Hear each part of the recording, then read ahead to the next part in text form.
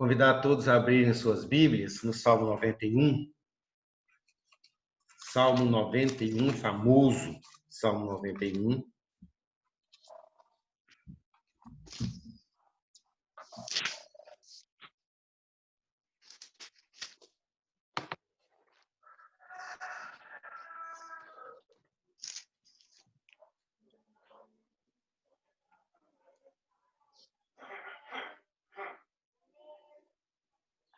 Diz assim: aquele que habita no esconderijo do Altíssimo e descansa à sombra do Onipotente, diz ao Senhor: Tu és o meu refúgio e a minha fortaleza, o meu Deus em quem confio. Pois ele livrará você do laço do passarinheiro e da peste perniciosa. Ele o cobrirá com as suas penas e sob as suas asas estará seguro. A sua verdade é proteção e escudo. Você não terá medo do terror noturno, nem da flecha que voa de dia, nem da peste que se propaga nas trevas, nem da mortandade que assola o meio-dia. Cai 1.000 ao seu lado e 10.000 à sua direita, e você não será atingido. Somente com seus olhos você contemplará e verá o castigo dos ímpios. Você disse: o Senhor é o meu refúgio. Você fez do Altíssimo a sua morada, nenhum mal lhe sucederá, praga nenhuma chegará à sua tenda, porque aos seus anjos ele dará ordens ao seu respeito para que te guardem todos os seus caminhos. Eles te sustentarão nas suas mãos para que você não tropece em alguma pedra.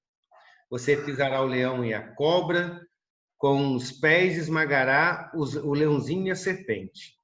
Deus diz: porque a mim se apegou com amor, eu o livrarei. Eu o protegerei, porque conhece o meu nome.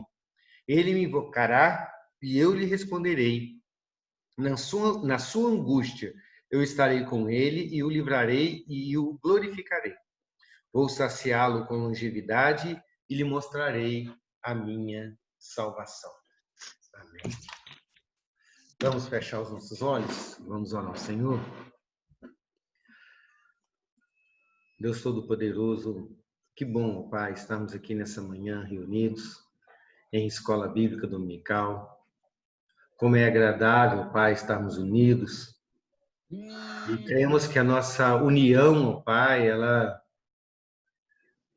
está firmada muito mais do que na presença física, mas está firmada essencialmente naquilo que nos faz um só corpo, naquele que nos torna um só povo, uma só família, que é Jesus Cristo, que nos fez teus filhos, ó Pai, pelo seu sacrifício, e nós te adoramos por isso.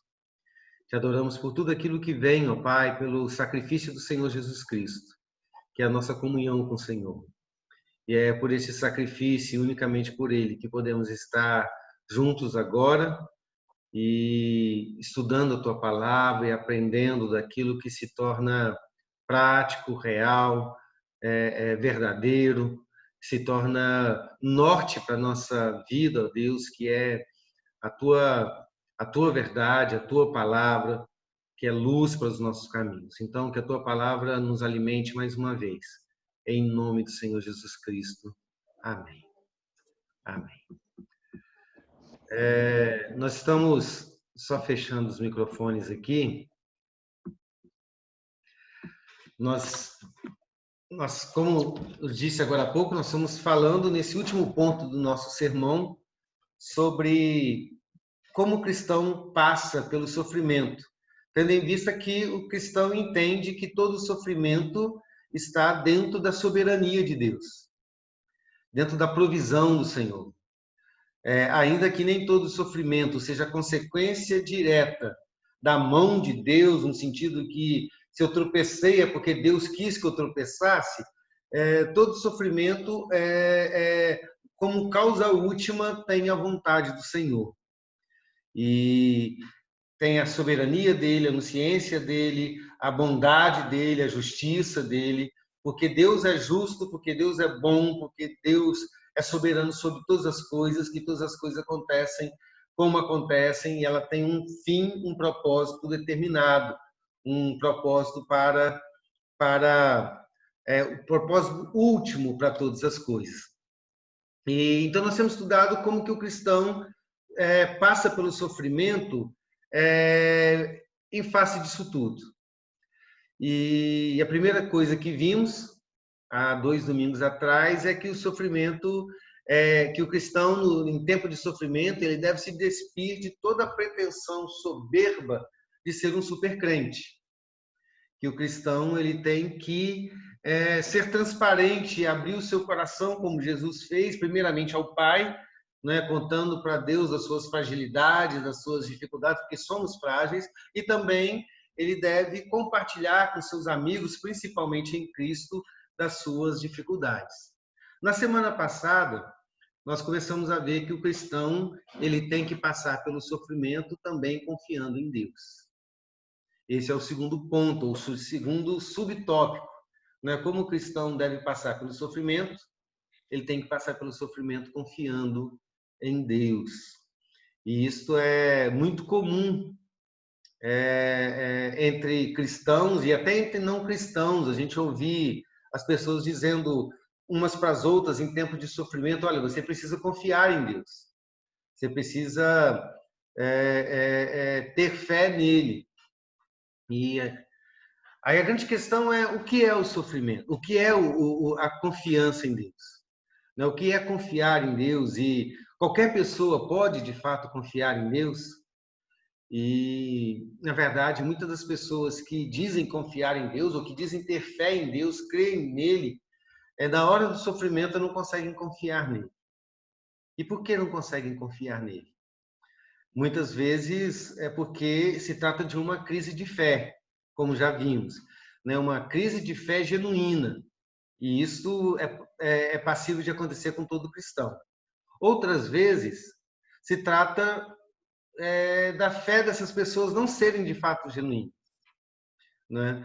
Ou porque estão mentindo, ainda que para si mesmos, porque nunca acreditaram em Deus, ou, em outros casos, porque a fé dessas pessoas está fundamentado num alvo errado. Eles não estão confiando, não têm fé em Deus, mas sim naquilo que Deus pode fazer, né? É uma fé fundamentada naquilo que nós esperamos que Deus faça. Uma fé que se fundamenta em milagres, em livramentos, né? Eu tenho fé que Deus vai me curar, eu tenho fé que Deus vai me dar a vitória.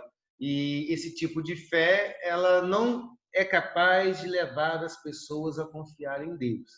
Ela é capaz apenas de levar a pessoa a ser viciada em sinais. A pessoa precisa dos sinais e dos milagres para alimentar a sua fé. Então, se torna um vício.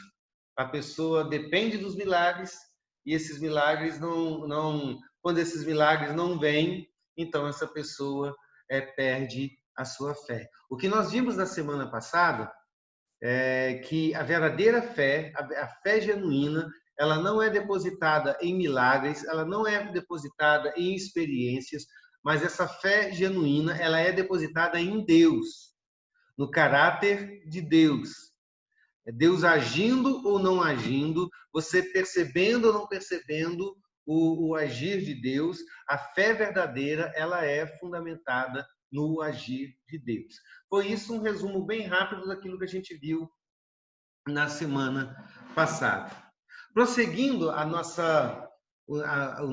busca do nosso entendimento do que é de fato a confiança em Deus em tempos de sofrimento, eu quero trazer um outro detalhe, uma outra informação que é muito importante para a gente entender o que é a confiança em Deus. Então, a primeira coisa que a gente tem que entender, como vimos, é que a confiança em Deus tem que ser firmada em Deus e não naquilo que Ele faz, né? É muito comum as pessoas pensarem: eu não estou vendo Deus agir, então eu deixo de confiar nele. A confiança é em Deus. Essa é a primeira questão. Uma outra informação tem a ver com o significado original da palavra fé. Porque todas as palavras no grego original, que são traduzidas no português para fé, confiança, certeza, ela originalmente dizia respeito ao relacionamento de duas pessoas quando elas firmavam um contrato. Aí você pode dizer, mas o que isso tem a ver com confiança em Deus? Tem a ver porque, mais precisamente, essa palavra estava ligada à dignidade de alguém em cumprir aquilo que prometeu. Estava mais ligada à sua fidelidade, à sua honradez, à sua honestidade. Eu dizia, a Mariana é digna de confiança, então eu vou fazer um contrato com ela. Então tinha a ver com a minha basicamente com o meu conhecimento a respeito da Mariana. Então, fé, confiança, no grego, tinha a ver com conhecimento. Eu confio porque conheço. Eu vou fazer um contrato com o Fernando porque eu conheço o Fernando. Eu sei quem o Fernando é. Eu sei que ele costuma honrar os seus contratos. Eu sei que ele é fiel, ele é honrado o suficiente, ele é honesto o suficiente para cumprir os seus contratos. Então, para que as pessoas firmassem um contrato, eles precisavam conhecer umas às outras. Conhecer para confirmar. Então, uma outra questão importante que a gente precisa saber sobre confiança em Deus, a fé que nos leva a confiar em Deus em tempos de sofrimento, é que essa fé tem que ser fruto do nosso conhecimento de Deus. Somente uma fé que é fruto do nosso conhecimento a respeito de Deus ou sobre Deus é uma fé que prevalece nas tempestades, que prevalece no sofrimento. Mas eu não estou falando de uma fé meramente intelectual, mas sim de uma fé experiencial. E o que é uma fé experiencial, queridos? Uma fé experiencial é fruto do nosso relacionamento com o Senhor e não de um estudo de uma doutrina. A pessoa pode conhecer a Deus apenas por aquilo que ela viu ou ouviu. Isso é muito comum, né? A pessoa foi à igreja, estudou a respeito de Deus na igreja, leu um livro, aprendeu a respeito de Deus no livro, né? Isso é comum entre as pessoas. As pessoas apenas conheceram a Deus, leram a respeito dele, entenderam a respeito dele e começaram a acreditar naquilo como doutrina. Mas esse tipo de fé, ela não é capaz de nos sustentar em tempos de dificuldade. Quando vem a prova, esse conhecimento puramente intelectual, não, eu sei o que é, eu conheço a doutrina da soberania de Deus, eu sei o que é, eu conheço a doutrina a respeito da bondade de Deus, eu sei tudo a respeito do Senhor, mas essa fé puramente intelectual, na hora do sofrimento, ela vai falhar. Você quer falar, Mariana? Ah, tá. Mas não é deste o conhecimento que nós estamos falando aqui. Nós estamos falando de um conhecimento experiencial, um conhecimento que vem da nossa experiência com Deus, um conhecimento espiritual que se inicia na conversão, que se inicia quando Deus finalmente se revela a nós. Quando, de alguma forma, nós fomos alcançados por um conhecimento que vem do Espírito Santo. Mesmo para aqueles que já conheciam a Deus intelectualmente. É por isso que muitas pessoas que conheciam a Deus, porque frequentam a igreja, nasceram dentro de um lar evangélico e frequentaram a igreja a vida inteira, em determinado momento da sua vida se converteram. Por que não se converteram antes? Porque aquela fé era puramente intelectual. Você, da mesma forma, sim, Mari. Essa questão é muito interessante no seguinte ponto, porque, por exemplo, no meu caso, eu frequento a igreja desde que eu nasci. A igreja de Alegre. Mas não me considero convertida desde pequenininha. Você vai na igreja, você aprende tudo, você sabe as histórias bíblicas. Mas você só tem um relacionamento quando você tem uma experiência com Deus diretamente. Isso pode ser que tem determinadas, pode acontecer quando você é criança, como pode acontecer quando você é mais velho. Mesmo você indo. Eu conheço várias pessoas também que vão, mas vão assim porque virou algo que elas colocaram na agenda. E não porque Isso. tiveram um relacionamento, tiveram um momento que elas viraram e perceberam que o Deus da Bíblia, aquilo ali não é um livro de história, que aquilo ali é uma constante, é algo que aconteceu, que acontece todos os dias. Então, assim, para quem? Porque, por exemplo, a gente está muito preocupado, às vezes, em evangelizar e trazer as pessoas para a igreja. Mas, às vezes, a gente não olha que dentro da igreja precisa falar também com os outros, com as pessoas que estão ali desde sempre, que elas também precisam ouvir e viver isso. É justamente isso, Mari.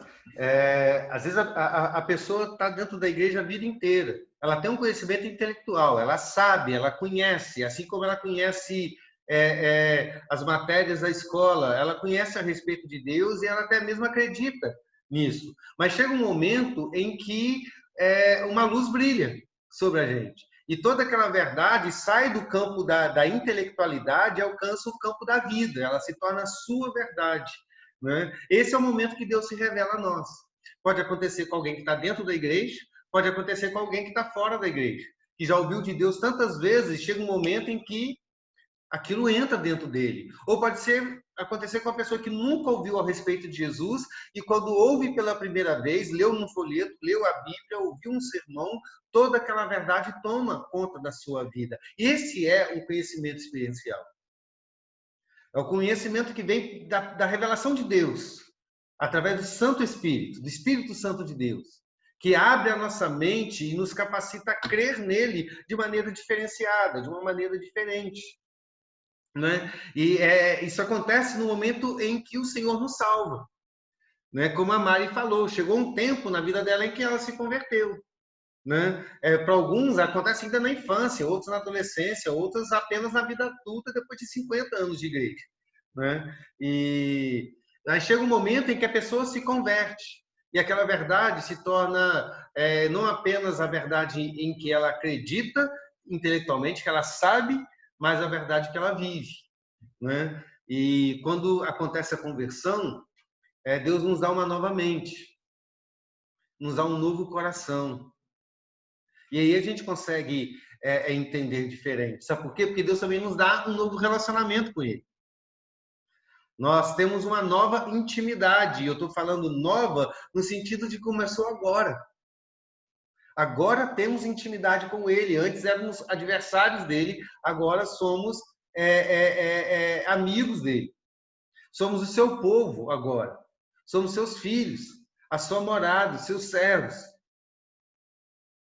Então, nesse momento da conversão, nós de fato conhecemos a Deus. E a partir da conversão, nós continuamos conhecendo a Deus, numa busca diária de conhecê-lo nas Escrituras. E numa busca diária de aplicar as Escrituras à experiência da nossa vida. E aí nós passamos a viver aquilo que conhecemos. E isso é, de fato, conhecimento de Deus. E é esse tipo de conhecimento que fundamenta a nossa fé e que nos leva a confiar no Senhor, que nos leva a entender Ele é digno de confiança. E como você sabe que Ele é digno de confiança? Eu conheço o meu Deus. Então, a fé que nos leva a confiar em Deus em tempos de sofrimento não é uma fé cega, não é uma fé mística. Sabe, fé num poder, num negócio que quando você não vê o poder, você deixa de crer. Não é apenas uma crendice, não é apenas uma superstição, não é apenas uma ilusão. É uma fé fundamentada no meu conhecimento a respeito de Deus. E sabe o que é mais interessante? Diferente dos contratos comuns, em que para firmar um contrato com o Fernando, eu preciso conhecer o Fernando e acreditar na fidelidade dele, e ele me conhecer e confiar também na minha fidelidade. No que diz respeito à minha confiança em Deus, isso não depende de Deus me conhecer. ou de Deus conhecer a minha fidelidade, como se a minha fidelidade em cumprir com o meu contrato, dessa fidelidade dependesse a fidelidade de Deus. Como se Deus deixaria de ser fiel àquilo que ele prometeu a mim, porque eu não estou sendo fiel a ele. Isso deixaria a nossa situação complicada. Porque se dependesse da minha fidelidade, eu nunca confiaria em Deus. Porque eu sempre desconfiaria, dizendo, será que Deus vai me abençoar mesmo porque eu não estou merecendo? Será que Deus vai me socorrer agora porque ontem eu faltei à igreja? Eu deixei de frequentar o culto domingo, e agora? Será que Deus vai me abençoar agora? Deve ser porque eu deixei porque eu pequei ontem, que eu estou passando por isso. E será que Deus vai me abençoar agora? Será que Deus está comigo agora? Tendo em Passou. vista que eu pequei ontem? Sim, Mari. Eu estava lendo o livro de Jó, terminando a leitura do livro, aí estava naquela parte dos amigos dele, né? Que ficam falando e tal, que você deve ter feito alguma coisa para Deus e tal. Mesmo ele reclamando de Deus, e você até falando domingo passado, ele sabe o Deus que ele acredita. Ele fala isso claramente no versículo. E ele sabe que o Deus que ele acredita, e que não é por causa dos pecados dele, não porque ele se diz um homem justo e sem pecado, mas porque ele sabe em quem ele acredita. Por isso que todas as falas dos amigos dele não o afetam tanto. É isso Então, aí. é mais interessante quando eu estava vendo a leitura. É. A proposta dos amigos para Jó é: Jó, você está sofrendo porque você pecou. E Jó diz: não, eu estou sofrendo porque Deus é soberano e porque Deus ordenou que eu sofresse. Né? Eu conheço o meu Deus. Né? Então, essa fé, ela não é fundamentada no conhecimento de Deus a respeito de mim, no sentido de que quando eu sou fiel a Deus, Deus é fiel a mim. Isso não é verdade. Isso não é bíblico. Porque no tempo em que Deus depender da nossa fidelidade para ser fiel, então Deus nunca seria fiel a nós. Porque, na verdade, nós nunca somos fiéis a Deus. Nós somos um povo infiel. Né? Quem conhece a história de Israel, quem conhece a história da igreja no tempo primitivo e quem conhece a história da igreja no decorrer dos anos, sabe que a igreja nunca foi fiel a Deus. Então, esse conhecimento, essa confiança é unicamente baseado no conhecimento que eu tenho de Deus e não que Deus tem de mim. Quando eu não sou fiel, ainda assim Ele é fiel. A fidelidade de Deus não está fundamentada no meu caráter, está fundamentado no caráter dele. Ainda que eu não seja, ele é. Eu nunca serei, mas ele sempre será. Então, isso é confiança. A verdadeira confiança de Deus, ou em Deus, em tempos de sofrimento, funciona mais ou menos assim. É porque eu conheço a bondade de Deus. É porque eu conheço a sua justiça. É porque eu conheço a sua retidão. É porque eu conheço a sua fidelidade. É porque eu conheço o controle de Deus sobre todas as coisas, é que eu consigo descansar nos braços dele no meio de uma tempestade. O barco pode estar afundando, mas ainda assim eu confio nele. Por quê? Porque conheço a bondade dele. Eu sei que Deus é bom. Eu conheci isso através do Espírito Santo. Eu li isso, eu vivenciei isso na minha vida. Deus é bom o tempo todo. É porque eu sei que Deus é poderoso para me tirar do mais profundo abismo, é que eu encontro esperança, mesmo quando eu não vejo a luz. É porque eu sei, porque eu conheço o amor imenso de Deus, é que eu tenho segurança. No momento em que eu não ouço a voz do Senhor, mas eu sei que no momento certo, a voz dele me guiará para o final para a saída desse tormento, porque eu sei que Deus me ama. Tem a ver com o meu conhecimento a respeito de Deus. É porque nós sabemos que Deus governa soberanamente sobre todas as coisas e que esse governo dele é bom. É que eu tenho confiança de que mesmo que meu problema não seja resolvido como eu desejo, mesmo que o abismo escuro seja a nossa morada permanente aqui na Terra, mesmo que afundemos, sendo tragado pelo lago do sofrimento, ainda assim eu creio que Deus tem bom propósito para mim no sofrimento. E é por isso que eu descanso. Eu não preciso ver o agir de Deus. Eu não preciso compreender o que Deus está fazendo ou deixando de fazer. Eu só preciso saber que Ele é Deus. Isso é confiança. Mas, pastor, parece que Deus sumiu. Ele ainda continua sendo Deus. Mas parece que não responde às minhas orações. Ele continua sendo Deus. Isso é confiar em Deus, queridos. Confiança é o exercício da fé. Confiança é, como eu já disse várias vezes aqui na igreja, confiança é o que nós fazemos depois que nós fechamos a Bíblia. Isso é confiança. É a postura que você tem quando olha de novo para a tempestade, depois de ter contemplado as promessas de Deus. Você está no momento de sofrimento, então você contempla as promessas do Senhor. Aquilo que Deus é aquilo que Deus prometeu. E aí, como você se comporta depois disso? Isso é confiança. Confiança é alicerçar a vida sobre a fé. É se comportar na vida com base na sua fé, com base naquilo que você crê. Tem um texto que me mostra muito que me mostra a confiança em ação, a experiência de Paulo, quando ele estava viajando para Roma como prisioneiro. Está lá em Atos, capítulo 27.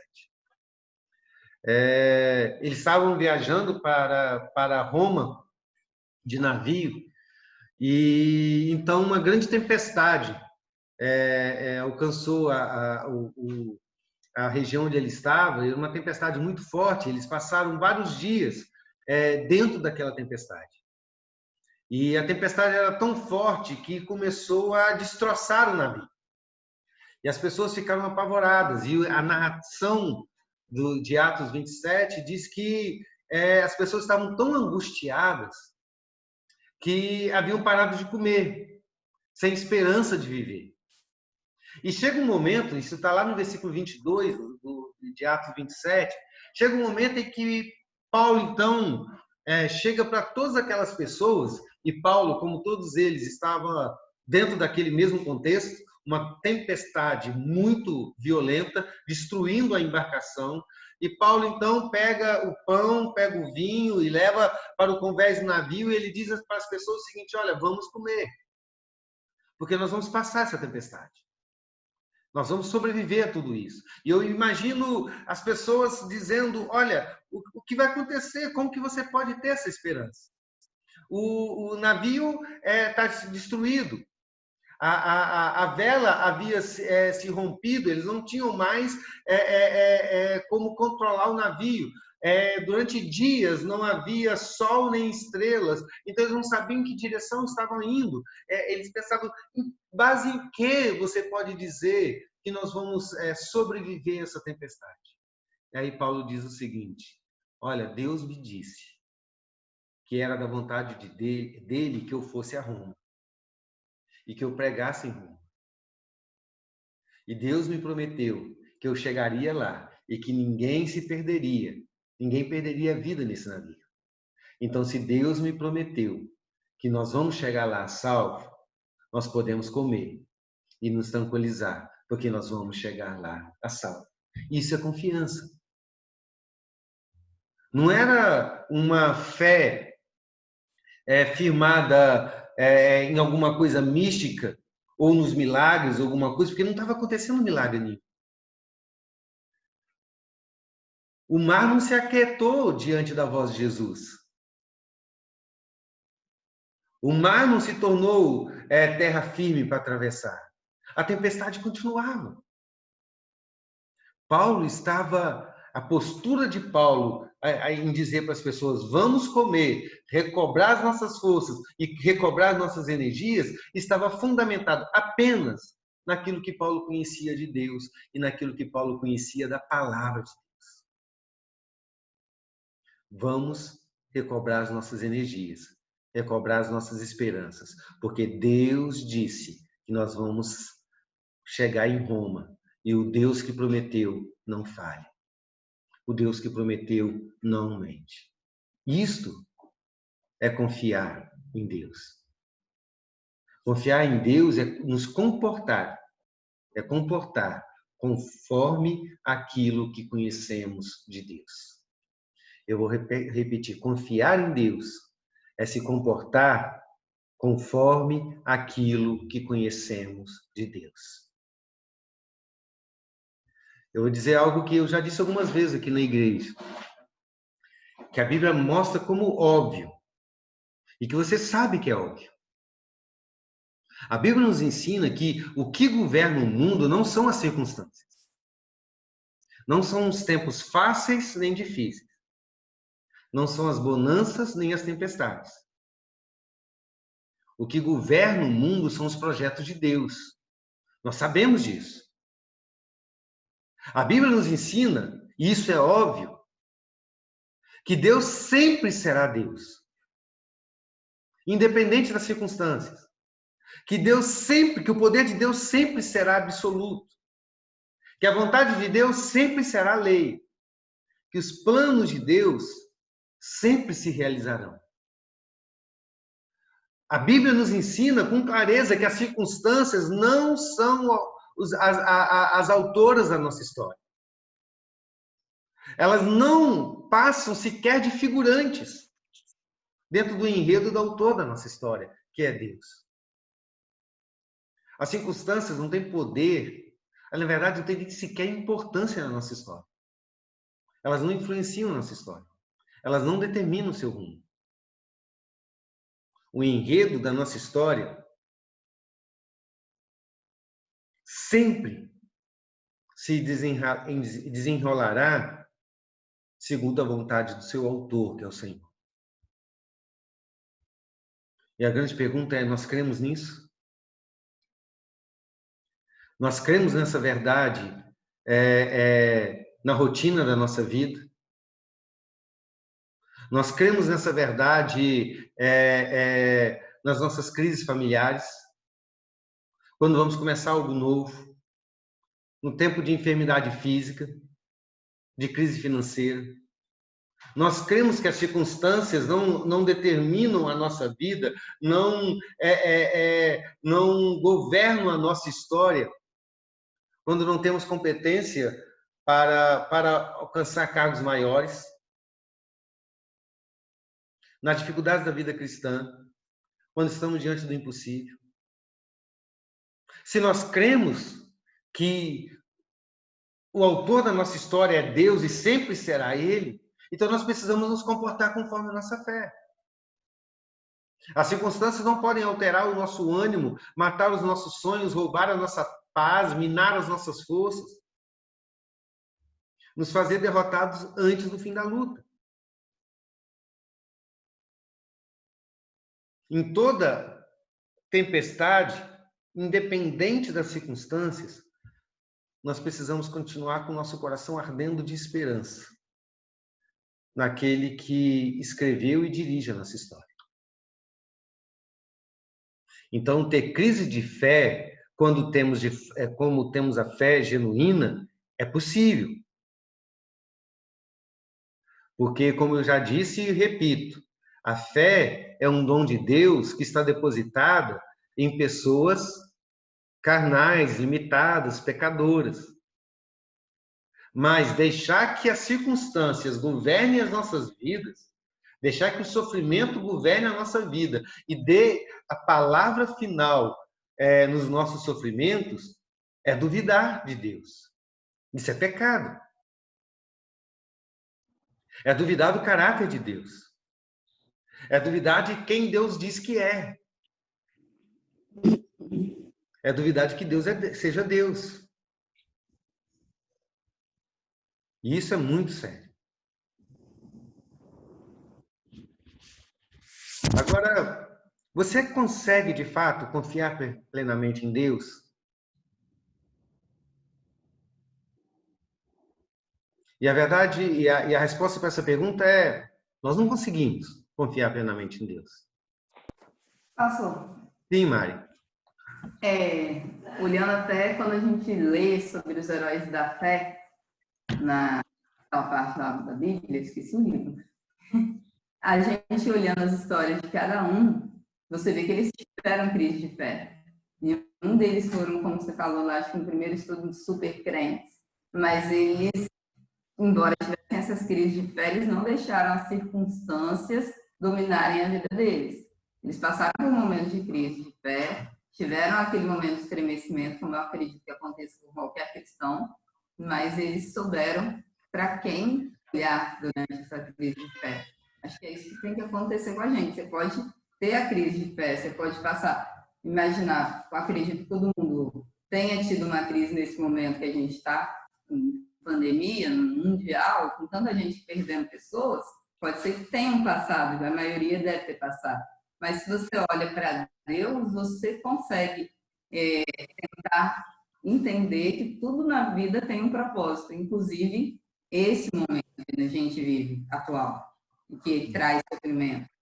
Então, eu acho que é isso que alimenta, que te faz sair de pensar a circunstância não tem controle sobre a minha vida, quem tem controle é Deus. Acho que é exatamente isso que a gente tem que... Porque quando aí você olha o caráter de Deus. Quem você quer que Deus seja para você. Isso. É justamente, a nossa fé é falha. A nossa fé é falha.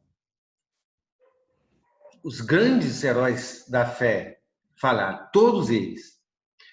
Estude a história de Abraão, o pai da fé, e ele falhou em crer, em confiar em Deus. Quero café também. Leia Moisés, e ele falhou em confiar.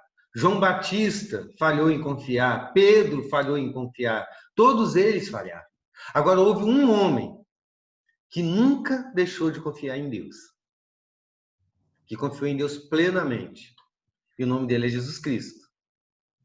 Se a gente lê a história do Senhor Jesus Cristo, a gente vai ver a sua profunda confiança no Pai, em todas as circunstâncias. Jesus não iniciou o seu ministério antes de 40 dias de oração e de jejum, buscando o poder e a direção de Deus. Ele orou para escolher os seus discípulos, orou para curar os enfermos, orou para ressuscitar Lázaro. Na verdade, Jesus orava sempre. No meio da tempestade, a gente encontra Jesus dormindo num barco. Na verdade, Jesus confiou em Deus. Alguém parece que está querendo falar? Jesus, na verdade, confiou no Pai, confiou a sua própria vida a Deus para que ele pudesse usá-la para a sua glória. Então, através da sua confiança plena, Jesus cumpriu o nosso dever de confiar em Deus. O homem perfeito, ou como homem perfeito, Jesus se fez, ele se fez virtude em nosso lugar. De maneira que os méritos dele é atribuído a nós. Portanto, nós só podemos confiar plenamente em Deus em Cristo Jesus. Nós nunca seremos capazes de confiar plenamente em Deus. Só seremos capazes de confiar plenamente em Deus em Cristo. Somente nele. Nós precisamos ir a ele, então, para aprender a confiar. Aprender com o seu exemplo. Ir a ele para ser capacitado pelo seu poder. Ir a ele para ser transformado pela sua graça. Então, queridos, se não somos capazes de confiar plenamente em Deus, como de fato não somos, o que nós devemos fazer, principalmente em tempos de sofrimento, é buscar em Cristo. Como eu disse no primeiro estudo, né, nós precisamos até mesmo ser transparente para Deus, dizendo: eu não consigo confiar. Fale para Jesus Cristo, clame, busque em Jesus Cristo a própria confiança que não somos capazes de ter. Sabe? É tremendo isso. O cuidado do Pai não depende do nível de confiança que nós temos nele, depende do nível da graça dele. Ele nos abençoa não porque somos capazes de confiar. Ele nos abençoa porque Cristo foi capaz de confiar. É nele que somos abençoados. Não depende de nós. Então, quando você diz, você tem que ser capaz de confiar para alguém, você está colocando um peso sobre essa pessoa que ela não é capaz de carregar. Então, muito cuidado quando você for aconselhar alguém no sofrimento e essa pessoa está em crise e essa pessoa está dizendo até em se matar, pensando, não, minha vida não tem mais sentido, eu não confio mais em nada. Cuidado no que você vai dizer. Se a pessoa já está em crise e você chega para ela e diz, não, você tem que confiar em Deus. Como assim? Que crente você é? Você não é capaz de confiar em Deus, você não viu, não conheceu as Escrituras, não ouviu o sermão domingo, você tem que confiar. Quando a gente faz isso, a gente está fazendo exatamente o que os amigos de Jó fizeram com Jó. A Mariana está estudando Jó. Na verdade, o que você tem que dizer para essa pessoa é: eu sei que é difícil confiar. E para mim também, tantas vezes foi difícil confiar.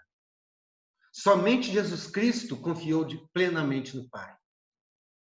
Mas a solução está nele. Diga para essa pessoa: eu sei que você não consegue confiar, mas peça a Deus. Vá a Jesus Cristo. É pelos méritos dele, não pelos seus. Então, clame ao Senhor Jesus. Peça que ele te ensine a confiar. Lembra daquela pessoa que foi a Jesus Cristo, dizendo, Senhor, se podes, tu podes curar o meu filho? E Jesus disse, se podes, tudo é possível ao que crê. E a resposta daquele homem foi, ajuda-me na minha falta de fé. Então, até para confiar em Deus, nós precisamos dele. Então, queridos, o cuidado de Deus não depende do nosso nível de confiança. Depende do nível da graça do Senhor. Às vezes nós pressionamos as pessoas e colocamos essa pedra sobre a pessoa que está sofrendo, porque nós colocamos essa pedra sobre os nossos ombros também. Quantas pessoas deixam de confiar em Deus justamente pela sua própria incapacidade de confiar em Deus? Eles estão dizendo, eles pensam, porque eu não sou capaz de confiar em Deus plenamente, ele não vai me abençoar. Então, a sua falta de confiança gera desespero. Então, quando eu digo que a nossa confiança está fundamentado no nosso conhecimento de Deus, e não no conhecimento de nós mesmos, mas no nosso conhecimento de Deus, eu estou dizendo também que a nossa confiança em Deus está fundamentada naquilo que eu confio a respeito da graça dele. Eu sei que Deus continua sendo Deus. E ele continua sendo gracioso. E o Deus que me amou continua me amando. O Deus que cuida de mim continua cuidando de mim, mesmo agora que eu não consigo confiar nele. Então nós precisamos confiar em Deus? Sim, nós precisamos confiar em Deus. Nós iremos confiar plenamente em Deus? Não, nós nunca iremos. Então, o correto é, em todo sofrimento, eu olhar única e exclusivamente para Ele. Não para aquilo que Ele fez ou que Ele está fazendo. Porque nem sempre vamos perceber o que Ele fez ou está fazendo. Significa que Ele não esteja fazendo? Não, significa que Ele esteja fazendo. Só que Ele está fazendo outra coisa. Ele está fazendo diferente. Ou o agir dele está invisível aos meus sentidos. Mas Ele está fazendo. Então, nunca olhe para o que Deus esteja fazendo. Nossa, Deus está agindo porque olha o que está acontecendo. Às vezes, até isso ludibria a nossa confiança. Tantas vezes uma pessoa está passando por sofrimento, ela vê alguma coisa acontecendo e diz, isso é sinal de que Deus está me abençoando, olha como isso aconteceu, agora tudo vai dar certo. E daqui a pouco ela percebe que aquilo que aconteceu não tem nada a ver com o futuro, e apesar de tudo aquilo ter acontecido, nada deu certo no futuro. E aí ela entra em crise de fé. Nossa, eu pensei que aquilo era sinal de que Deus estava cuidando de mim. Não, aquilo era apenas alguma coisa que aconteceu. Então, nunca fundamente a sua fé no que esteja acontecendo ou do que não está acontecendo.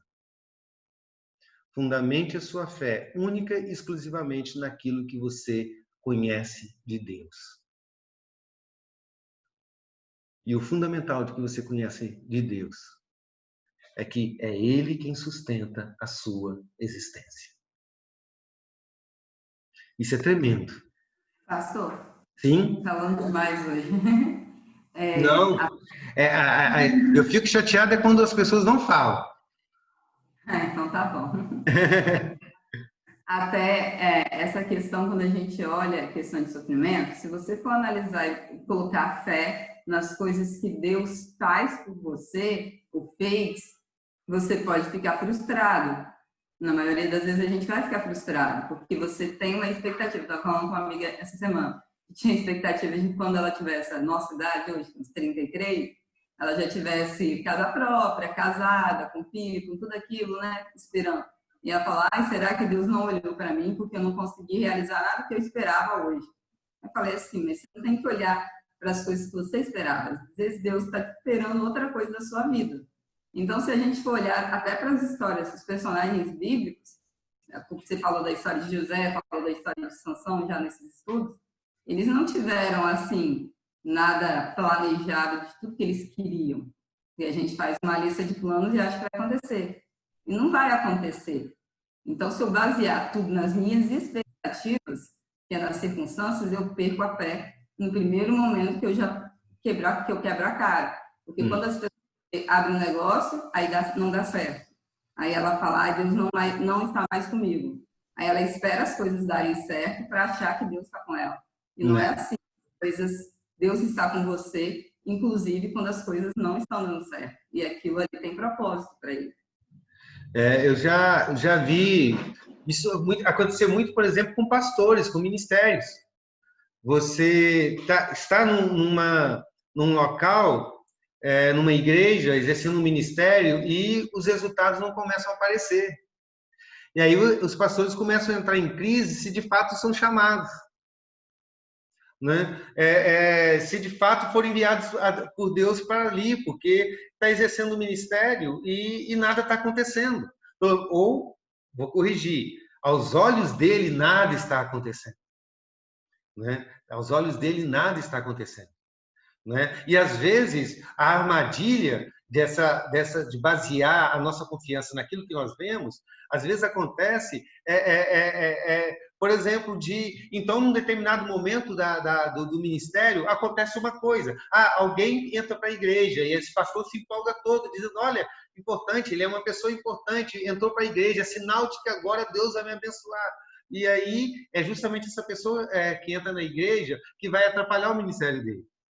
Ele dizia, nossa, eu confiei tanto em ti, Deus, achei que fulano de tal entrando para a igreja era um sinal de que ia dar certo. Sabe, novamente porque ele confiou no que viu. Eu tenho um amigo que é pastor, hoje é pastor no presbitério, ele é pastor em Una, já pregou na nossa igreja, Alcemar. E ele foi por muito tempo pastor na região amazônica.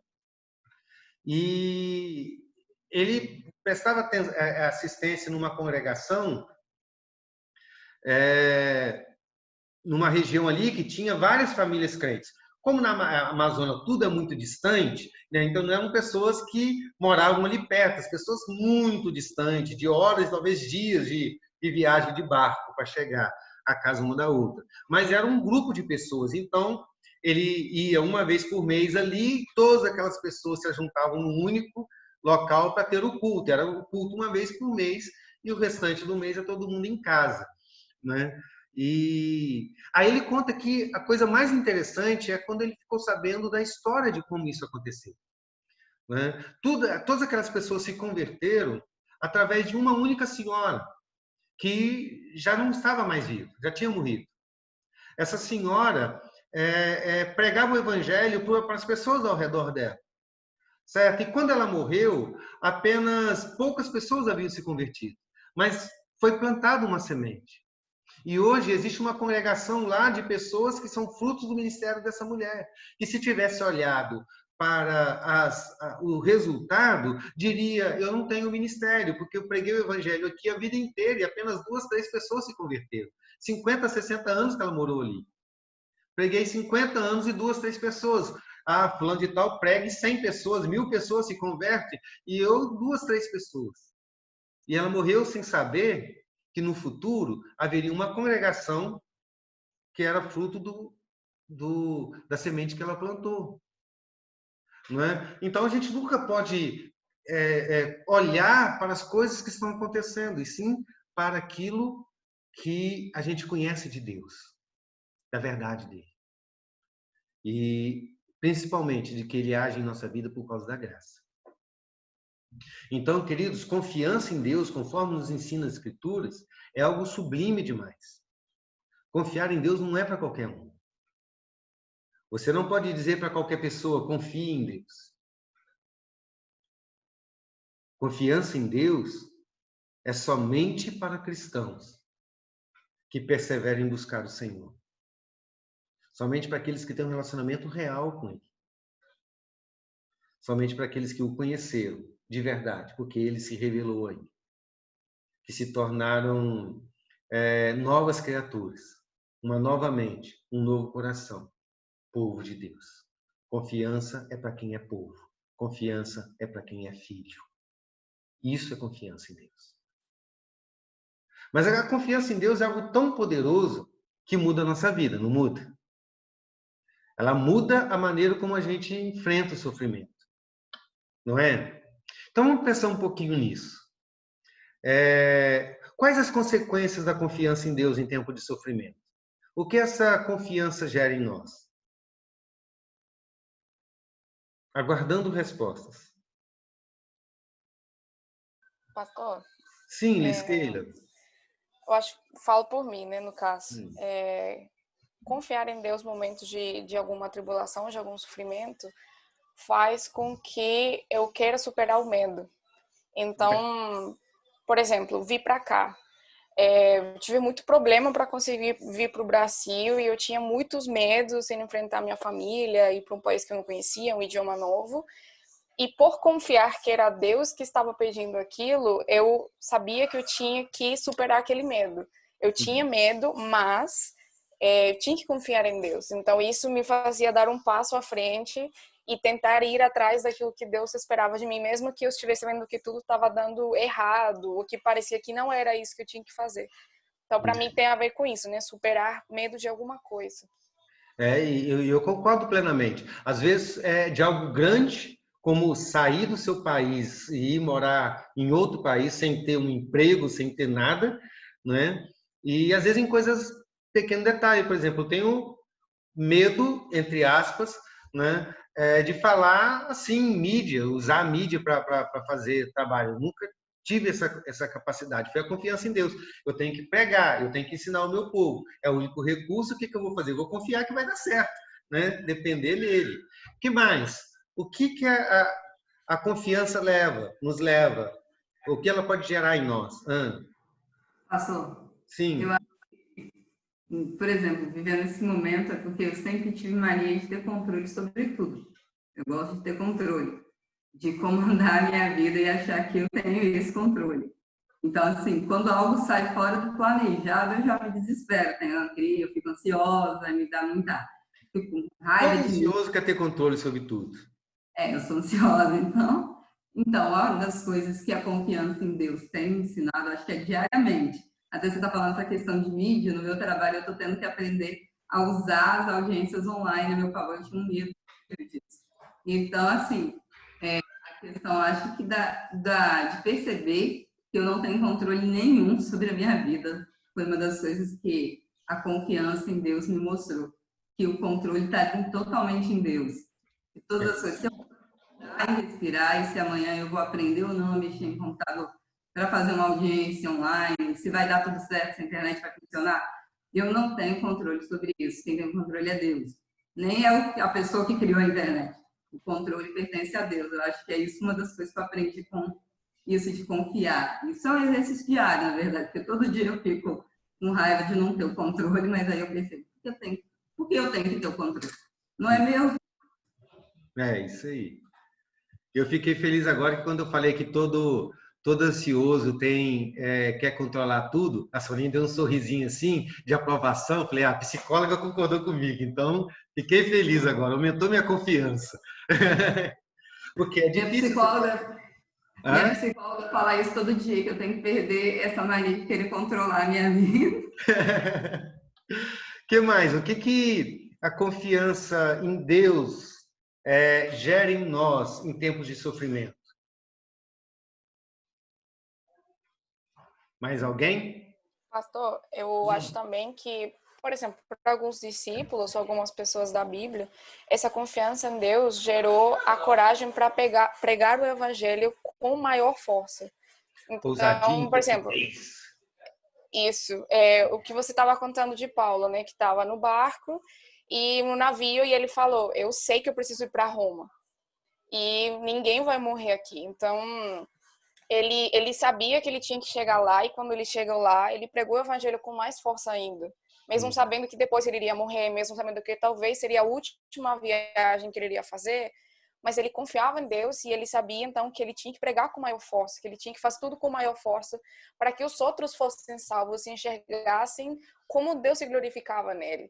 E muitos discípulos mostraram isso. Acho que nos dá força para realmente falar para as pessoas sobre Deus. Isso mesmo. O finalzinho não deu para escutar, não, mas é isso, eu concordo. Pastor? Sim, Lúcia?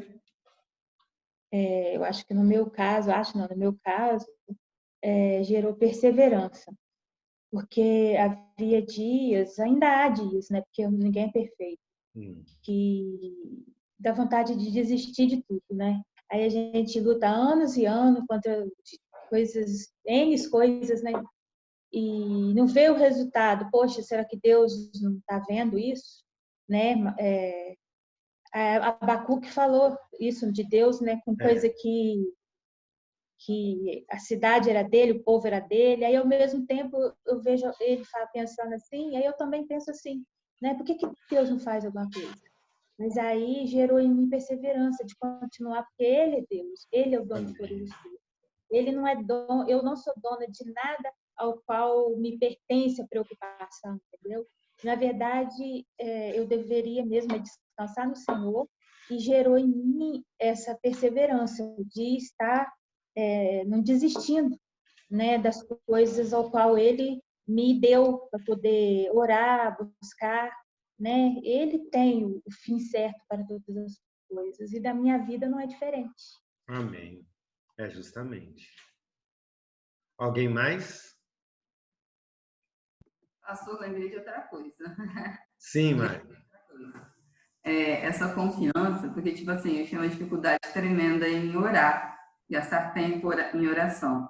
Essa confiança que a gente vai adquirindo em Deus, tipo assim, antigamente eu passava assim 5 minutos, eu já perdi a concentração no meio da oração. Aí eu comecei a anotar as minhas orações. E hoje eu consigo passar mais de 1 hora orando, anotando, mas eu vou orando. E assim, eu acredito que a confiança em Deus te leva a ter um relacionamento mais profundo com Ele. Isso. Mesmo sem ter a resposta imediata para aquilo que você está pedindo, você reconhece que a soberania de Deus é maior do que... E aí é como a Lúcia falou, às vezes você luta contra algo a vida inteira e aquilo ali não tem resposta, e aí você começa a ficar, às vezes... Se você não tem essa confiança em Deus, você perde a vontade de orar, você perde a vontade de ler a Bíblia. Mas aí é a oração que eu acredito, assim, que me fortalece a todo dia para criar mais confiança. E se eu não orasse, acho que aí eu não teria confiança alguma. Justamente isso aí. Por que eu estou fazendo todas essas perguntas? porque a confiança de fato é poderosa para gerar coisas maravilhosas em nós em tempos de sofrimento. E é isso que nós vamos começar a conversar na semana que vem, né? Dos frutos dessa confiança em Deus em tempos de sofrimento, né? A nossa dependência, a nossa fragilidade gera confiança, nos leva a confiar em Deus. E essa confiança nos leva a muitas coisas. Vencer o medo, perseverança, intrepidez e tantas outras coisas, né? E sobre isso nós vamos ver semana que vem, né? Sobre os frutos dessa confiança em Deus em tempos de sofrimento. Amém? Vamos